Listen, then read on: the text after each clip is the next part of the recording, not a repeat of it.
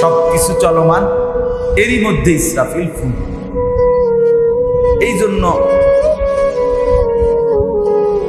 আমাদের বাস্তবতা হলো এই, দিন দিন মুখলিসিন অর্থাৎ আল্লাহর প্রতি একনিষ্ঠ ইবাদতকারী বান্দা কমতে থাকে, আর এরই মাঝে একদিন ইসরাফিল ফুঁক।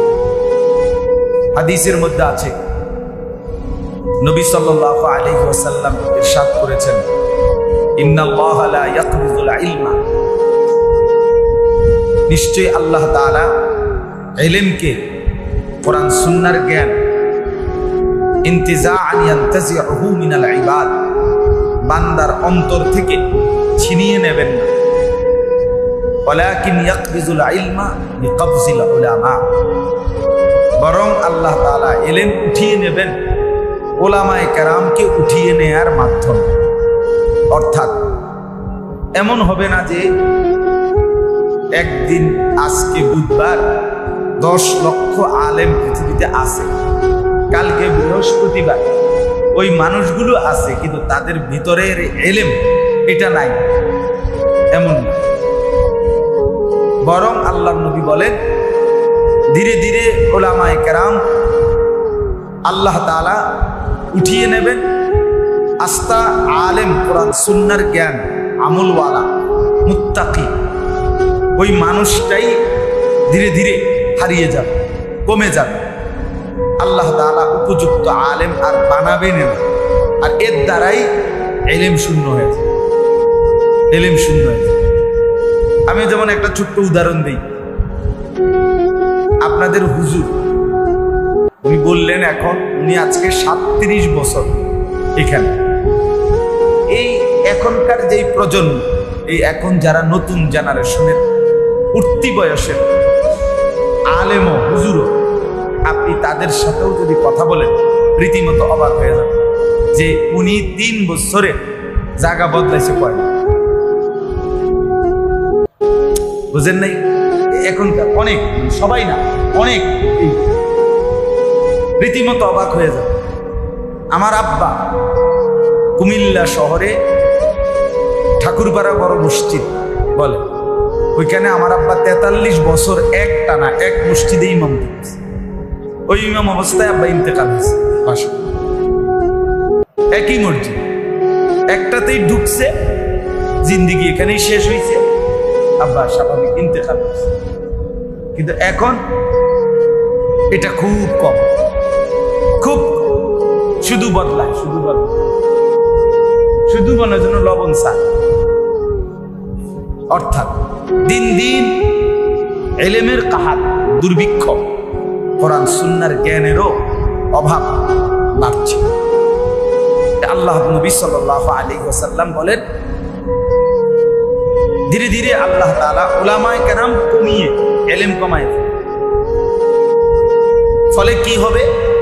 ইত্তাখাযান নাস রুউসান জুহালা, এক পর্যায়ে মানুষ কিছু মূর্খ মানুষকেই নিজেদের ধর্মীয় নেতা, ইমাম বানায় ফেলে। এরপরে তাদের কাছে দ্বীনি ইলমের বিভিন্ন বিষয়ের মাসআলা ফাসইলু, তাদেরকে জিজ্ঞেস করবে, ফাআফতাউ বিগাইরি ইলমি, এবং ওরা না জেনে না বুঝে পূর্ণাঙ্গ ইলম ছাড়া ফতোয়া দিবে, সিদ্ধান্ত দিবে। ফাযাল্লু ওয়া আযাল্লু, ফলে তারাও গুমরাহ হবে, জনসাধারণকেও গুমরাহ করে দিবে। তাইলে দিন দিন যত বাড়বে এভাবেই হবে। অর্থাৎ মানুষ যাকে তাকেই মাসআলা জিজ্ঞেস করবে, যাকে তাকেই সিদ্ধান্তদাতা মনে করবে। উপযুক্ত আলেম, কোরআন সুন্নাহর যথোপযুক্ত জ্ঞানী, তার দ্বারস্থ হওয়া, তার কাছ থেকে জিজ্ঞেস করে একটু কষ্ট করে জেনে নেওয়া, এই মানসিকতা দিন দিন কমে যাচ্ছে। সবাই ফতোয়া দিচ্ছে, সবাই সিদ্ধান্ত দিচ্ছে, সবাই মন মতো। বিশেষ করে এই মোবাইল ফেসবুকের জামানা, যার কাছে একটা বড় মোবাইল আছে উনি একজন মুজতাহিদ, উনি একজন পণ্ডিত, উনি একজন মুফতি, উনি একজন দেশ, জাতি, সমাজ বিশ্লেষক। উনি গোটা পৃথিবীর সকল বিষয়ের পরামর্শদাতা। উনি রীতিমতো বুদ্ধিজীবী, মানে বুদ্ধির সাগর, বুদ্ধির পাহাড়। দেখি এই ইয়াং বয়সী, যারই মোবাইল আছে তার কাছে বুদ্ধি আছে, মানে বিভিন্ন কিছু জাতিকে বুদ্ধি পরামর্শ সরবরাহ করতেছে।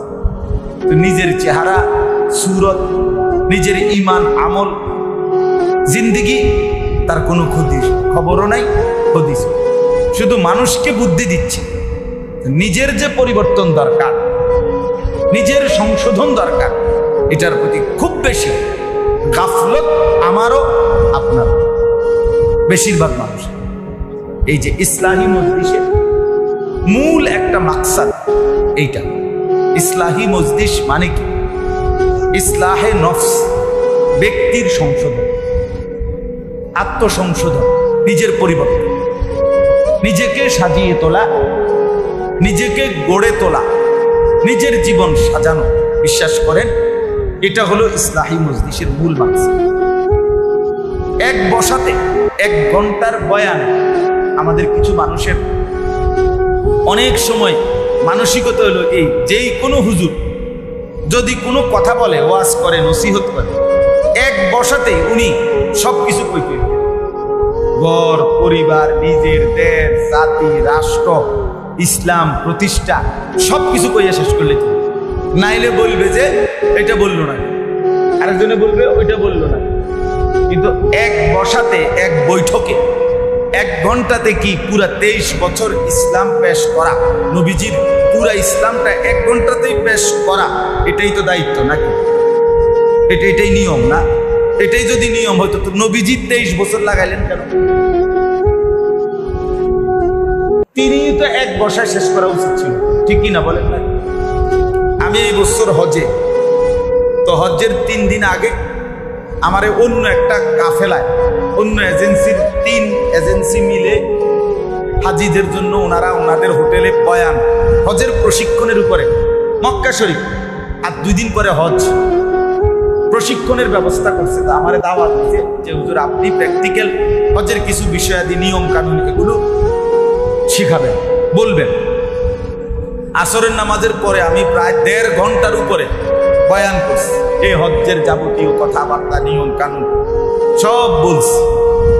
তো বললাম আপনাদের কারো কোনো প্রশ্ন আছে কিনা বুঝান।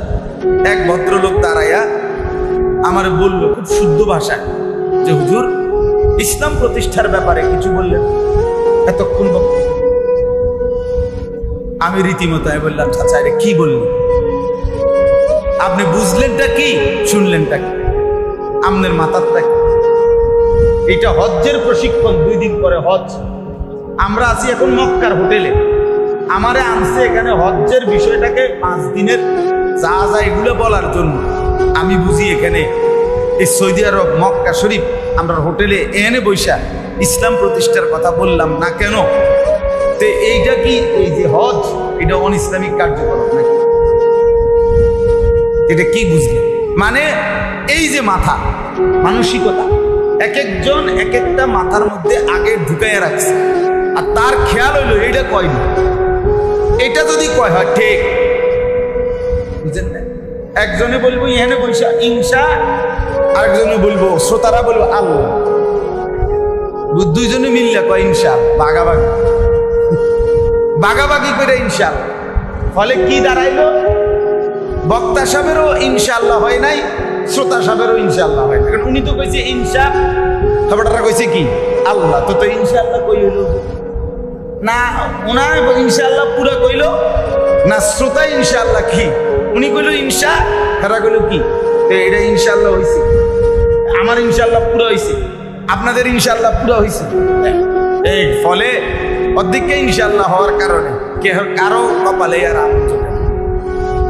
এই জন্য বাপ আমি মূলত কাউকে বিদ্রুপ করা মাকসাদ বুঝাইতে চাচ্ছি। বাস্তবতা হলো ইসলাহি মজলিসটা কি, এক কথায় এইটা বুঝাইতে চাচ্ছিলাম যে ইসলাহি মজলিসে মূল ফিকির আত্মসংশোধন, ব্যক্তির সংশোধন, নিজের পরিবর্তন, নিজের ফিকির, আমার জিন্দেগি ঈমান আমলের উপরে সাজিয়ে তোলা, এটা দরকার। কোরআনুল কারীমের মধ্যে আল্লাহ তাআলা বলছেন, ইয়া আইয়ুহাল্লাযীনা আমানু আলাইকুম আনফুসাকুম, হে ঈমানদারগণ, তোমরা প্রত্যেকেই নিজেকে আঁকড়িয়ে ধরো, নিজেকে সাজিয়ে তোলো, নিজেকে গড়ে তোলো। কোরআনে আল্লাহ বলছেন, ইয়া আইয়ুহাল্লাযীনা আমানু কু আনফুসাকুম, হে ঈমানদারগণ, নিজেকে জাহান্নামের আগুন থেকে বাঁচাও এবং পরিবারের সদস্যদেরকে বাঁচাও। তাহলে আগে বলছে নিজেকে বাঁচাও। কোরআনে আল্লাহ বলছে, ওয়া'মুর আহলাকা বিস-সালাহ ওয়াসতাবির আলাইহা, হে নবী, আপনি আপনার পরিবারের সদস্যদেরকে নামাজের আদেশ করুন এবং আপনি নিজেও নামাজের উপরে মজবুত থাকুন। এই যে আপনি নিজেও নামাজের উপরে মজবুত থাকুন, তার মানে নিজের দিকেও পূর্ণ সচেতন, সজাগ দৃষ্টি রাখুন। এই পরিমাণ ইসলামের কামই করলেন, এই পরিমাণ মানুষের জন্য দৌড়াইলেন যে নিজের জামাত ছুটি। ব্যস্ততার কারণে আপনি কি পারলেন না, আমি এত ব্যস্ততার বালাম, এত বালাও বালাম। উনি ওই মেল মিটিং করতে করতে, মানুষের সমাধান করতে করতে জোহরও গেছে, আসরও গেছে, মাগরিবও গেছে। কি ব্যাপার, কেন করতে পারলেন না চাচা নামাজ?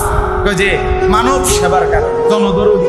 উনি মানুষের সেবা করতে গিয়া নিজে পেশাবের উপরে দাঁড়াইয়া আরেকজনের গোসল করায়, আরেকজনের পবিত্র করায়। কিসের উপরে দাঁড়াইয়া? নিজে দাঁড়ায় রয়েছে কিসের উপরে? পেশাবের উপরে। অর্থাৎ নিজের বেখেয়াল করে, নিজেরে বরবাদ করে অপরের উপকার। এটা আপনারে কে বলছে? এটাকে দিন বলল কি? এই জন্য দয়া করে ইসলাহে নফস, আত্মসংশোধন, এটা জরুরি। এটা 1 নম্বর ডিউটি, প্রথম ডিউটি। আপাদমস্তক নিজের জিন্দেগি সাজিয়ে তোলা, গড়ে তোলা, এটা ফরজে আইন। ফরজে আইন, এটা বাধ্যতামূলক ডিউটি। একজন মুসলমান নিজেকে সাজাইতে হবে, নিজেকে গড়তে হবে, নিজের ঈমান ইসলাম শতভাগ ঠিক করতে হবে।